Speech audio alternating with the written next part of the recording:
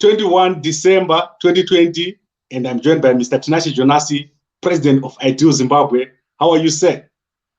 As usual, my Christmas box is being on Gambakwe Media. No, fantastic. And I love the fact that we have an opportunity to talk during the festive season.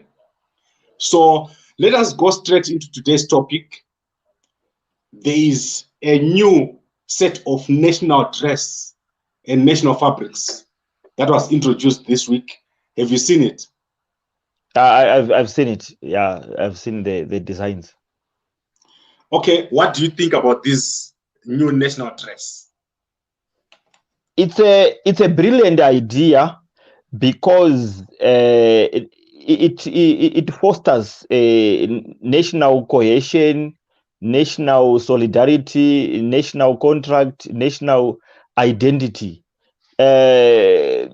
Nation building is all about unity, unifying people.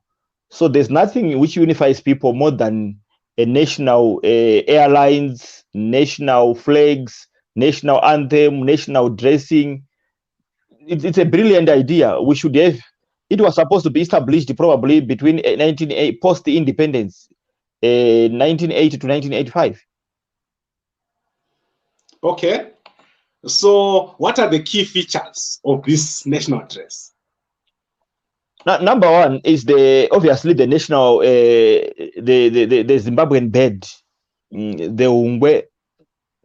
It's very symbolic, and the designs themselves they represent different ethnic groups, tribal communities, Ndebele, Kalanga, Karanga, Zezuru, because it's a work of an extensive, it's a result of an extensive consultation between different stakeholders, from designers to politicians to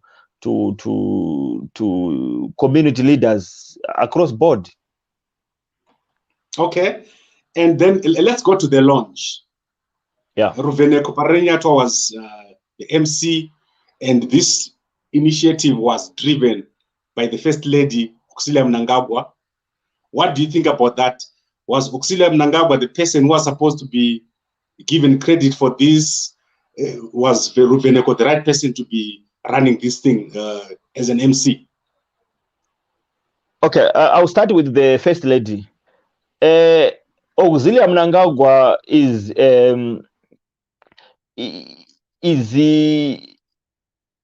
assisting a husband. Zimbabweans must know that it's a constitutional obligation of the president to foster unity in the country. It's written in our constitution.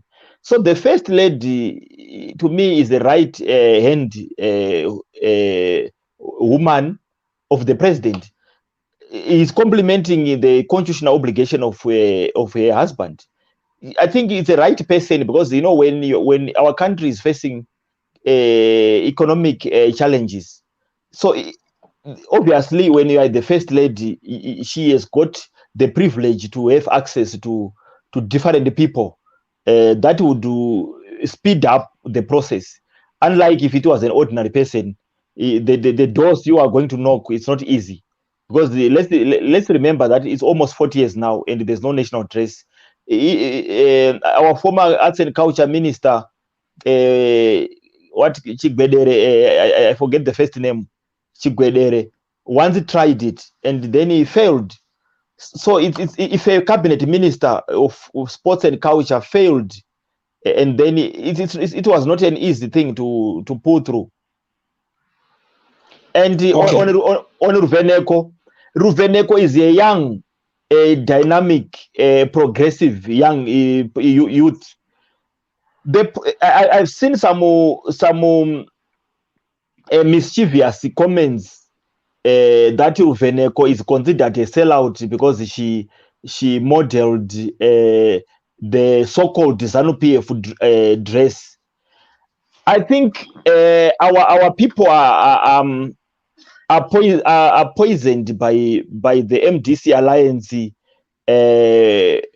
politics of I mean, politics of denigrating everything done by the government of Zimbabwe, and they don't do everything is wrong. Even a national dress is considered a ZANU-PF dress. I think it's our MDC alliance is misguided, and they need to be nationalistic. They need to be Zimbabweans. Otherwise, they are challenging the state. So, kumagumbo kune misodzi. Okay, let's go to where I can buy this national dress. Is there a place? This is beautiful stuff. If you look at this, I think there are masks. If you look at the swimwear, if you look at the attire there, which you wear when you're going out, these are beautiful. Where can I get these right now if I wanted to buy? Currently, I'm not sure, because I think since they just launched, I think they are working on modalities and logistics to make sure that they are available countrywide, probably even in diaspora. Yeah, I think for now it's a period of much of awareness, and as the first lady challenged every Zimbabwean within Zimbabwe and in diaspora to popularize the national fabric and the national dress. Okay, so here at Gambakwe we reach at least 5 million people a month, but I haven't heard anything about this dress. No one has ever approached me to say, do you want to help us to market this national dress? Who are these government people talking to? No, I think it's our duty as Zimbabweans to assist in getting this dress accessible wherever we are. I'm sure, obviously, very soon it will be available, because unfortunately it was launched towards the holidays, and we know that this time it's not easy because people are enjoying with their families, and most Zimbabweans, obviously, they love to go to the rural areas or go overseas on holidays. So I think it's not that proper time but maybe early next year, early January, it will be proper time for distribution. Okay, now let's look at the reaction by the MDC. All right. Fadzai here sent out a tweet. This was somebody's money-making scheme. They did not mean to launch a serious unifying national dress. Someone just needed an excuse to cash in. Here we are. What do you think she means here? Okay, Fadzai, I admire a fight against the immorality, a fight against the corruption, but I just wanted to remind you to do me a favor and explain to Zimbabweans how did she landed her job as a spokesperson of MDC Alliance when MDC Alliance constitution prescribed that you need to be a member official member for 5 years. Her position is a product of corruption. The corruption between Way and Chamisa. I want Fadzai to explain why Nelson Chamisa is lying to Zimbabweans that demolitions of houses is done by ZANU-PF, when there is a video clearly him on JJ Tabane Newsroom Africa channel 405 explaining that they are in charge of the municipalities, including Harare. Corruption is everywhere. We have got Wopo Echingono, who is talking about corruption. Wopo Echingono is not fighting corruption. Wopo Echingono is fighting ED. Anyone can see that Wopo Echingono has got a fight with the ED. And Wopo Echingono must explain to Zimbabweans how is he buying properties? How is he conducting his life? Where is he getting the money? Because the so-called Gotsi is talking about, come on, we are not fools. Wopo is bankrolled. Then those who know, they say Nicky Mangwana was appointed a position that Wopo was aiming. Wopo was ZANU-PF 100% to the core. Some expectations were not met. Now he is acting like he's representing Zimbabweans. these pretenders, Mahere Chamisa and this Ruhanya. Ruhanya is enjoying life in the US today, and he's blaming everything about Zimbabwe. Patriotism means being loyal and respecting and pushing your country to certain levels of development. But if we say everything in Zimbabwe, it's bad. So which pieces are we going to put together and build a better Zimbabwe? Okay, I get you, and I totally agree with you. There must be something that unites the nation. So I want us to wrap it up. Most of our people are in the rural areas now for the Christmas holidays. So we need to send this video to the WhatsApp groups. Is there anything else you want to say before we close? I want to say to Zimbabweans, let's stop playing politics. There is almost 3 years left for the next election. This is the time to play economy, to play unity. Amai Mnangagwa is the first lady of Zimbabwe. I'm sorry to those who have got preferences. If you wanted Amai Chamisa to be a first lady, she's not. Let's deal with reality.